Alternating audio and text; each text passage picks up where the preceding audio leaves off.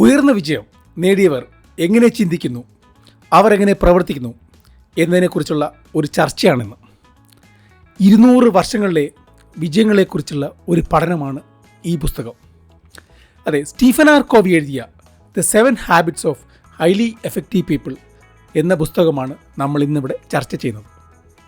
നമ്മുടെ പ്രവൃത്തികളും ചിന്താഗതികളും മാത്രമേ വലിയ വിജയം നൽകുകയുള്ളൂ എന്നാണ് ഈ പുസ്തകം നമുക്ക് പറഞ്ഞു തരുന്നത്.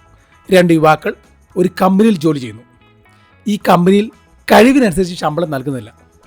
അതുപോലെ മാനേജ്മെൻറ്റ് അത്ര നല്ലതല്ല. ഇതിലൊന്നാമൻ കൂടുതൽ സ്കിൽ അല്ലെങ്കിൽ വൈദഗ്ധ്യം ആർജിച്ചെടുത്തു മറ്റൊരു കമ്പനിയിൽ നല്ല ശമ്പളത്തോടുകൂടിയും നല്ല മാനേജ്മെൻറ്റുള്ള കമ്പനിയിൽ ജോയിൻ ചെയ്യുന്നു. രണ്ടാമൻ ശമ്പളം കിട്ടാത്തതിന് മാനേജ്മെൻറ്റിനെ കുറ്റം പറഞ്ഞു ഒരു വിക്ടിം മൈൻഡ് സെറ്റിൽ ജീവിക്കുന്നു. അപ്പോൾ ഒന്നാമനെ പ്രൊആക്റ്റീവെന്നും രണ്ടാമൻ റിയാക്റ്റീവെന്നും പറയാം. നമുക്ക് ഓരോരുത്തർക്കും 2 സർക്കിളുണ്ട്. സർക്കിൾ ഓഫ് ഇൻഫ്ലുവൻസ്, നമ്മുടെ കൺട്രോളുള്ള കാര്യങ്ങൾ, നമ്മുടെ കഴിവ് വർദ്ധിപ്പിക്കുക, തീരുമാനമെടുക്കുക മുതലായ കാര്യങ്ങൾ നമുക്ക് മാത്രം ചെയ്യാവുന്ന കാര്യങ്ങൾ. സർക്കിൾ ഓഫ് കൺസേൺ, നമ്മുടെ കൺട്രോളിന് അപ്പുറത്തുള്ള കാര്യങ്ങൾ. ഉദാഹരണത്തിന് കാലാവസ്ഥ, ബാഡ് മാനേജ്മെൻറ്റ്, ഇതൊക്കെ നമ്മുടെ കൺട്രോളിന് അപ്പുറത്തുള്ള കാര്യങ്ങൾ. അതുപോലെ നമുക്കറിയാവുന്നൊരു വാക്കാണ് റെസ്പോൺസിബിലിറ്റി. എന്ന് വെച്ചാൽ ability to respond, how we respond to events and situations. First habit is be proactive. നമ്മളൊരു വീട് നിർമ്മിക്കുന്നു എന്ന് വിചാരിക്കുക. ആദ്യമേ അതിനൊരു പ്ലാൻ ഉണ്ടാക്കും. അത് കഴിഞ്ഞിട്ടാണ് പുതിയ വീട് നിർമ്മിക്കുന്നത്. അതായത് everything is created twice. First plan and then actual doing. So നമുക്ക് ഓരോരുത്തർക്കും ഒരു destination goal for every aspect of our life. ജീവിതത്തിൻ്റെ എല്ലാ കാര്യങ്ങൾക്കും വേണ്ടി ഒരു ഡെസ്റ്റിനേഷൻ ഗോൾ വേണം. അപ്പോൾ നമുക്ക് എല്ലാവർക്കും ചെയ്യാവുന്നൊരു കാര്യമാണ് ഒരു 3 വർഷത്തിന് ശേഷം നമ്മുടെ ഒരു മരണം സ്വപ്നം കാണുക. അപ്പം നമ്മളെക്കുറിച്ച് നമ്മുടെ കോവർക്കേഴ്സ് എന്ത് പറയുന്നു, ഫാമിലി എന്ത് പറയുന്നു, അതുപോലെ നമ്മുടെ പേഴ്സണൽ സാറ്റിസ്ഫാക്ഷൻ നമ്മൾ എന്തെല്ലാം ചെയ്തു, ഇതിനെക്കുറിച്ച് നമ്മൾ എഴുതി ഉണ്ടാക്കണം.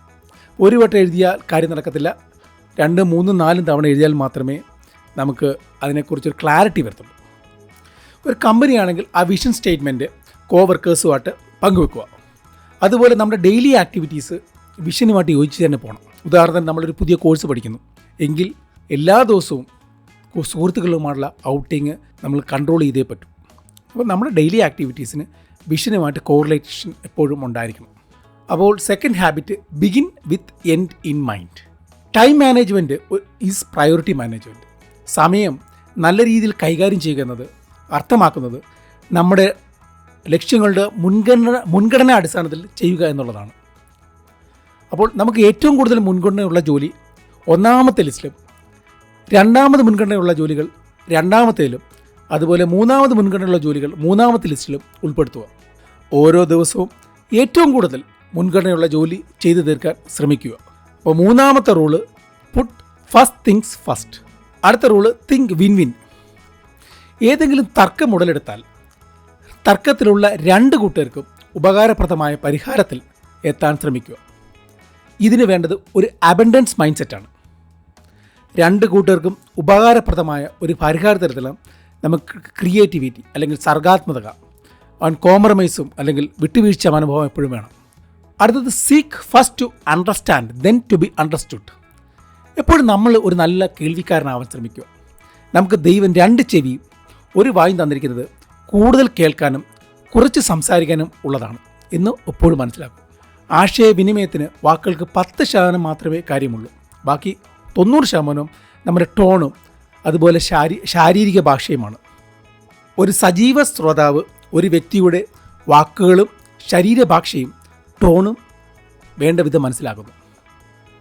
അടുത്തത്, സിനർജി അല്ലെങ്കിൽ കൂട്ടപ്രവർത്തനം. ദേശാടന പക്ഷികൾ പറക്കുന്നത് ശ്രദ്ധിച്ചാൽ ഒരു കാര്യം മനസ്സിലാകും. അവർ വി എന്ന രൂപത്തിലായിരിക്കും പറക്കുന്നത്. വി. അവസാനത്തെ പക്ഷികൾക്ക് പറക്കാൻ കുറച്ച് ഊർജം ചെലവാക്കിയാൽ മതിയാകും. പ്രകൃതി തന്നെ സഹകരണ മനോഭാവത്തോടു കൂടിയാണ് പ്രവർത്തിക്കുന്നത്. മറ്റൊരു ഉദാഹരണം പറഞ്ഞാൽ, ആപ്പിൾ കമ്പനിയുടെ സ്ഥാപകനായ സ്റ്റീവ് ജോബ്സ് ഒരു പ്രഗത്ഭനായ വിൽപ്പനക്കാരനായിരുന്നു.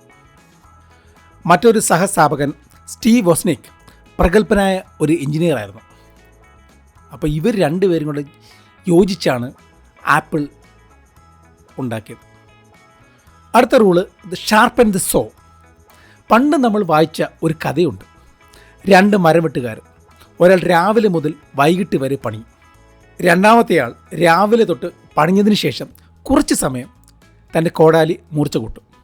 വൈകിട്ടാകുമ്പോൾ കോടാലി മൂർച്ച കൂട്ടിയ രണ്ടാമത്തെ ആൾ ഒന്നാമത്തെ ആളിനേക്കാളും ഇരട്ടിയോളം ചെയ്തിരിക്കും. ഇവിടെയാണ് ഷാർപ്പൻ ദ സോ എന്നതിൻ്റെ പ്രസക്തി.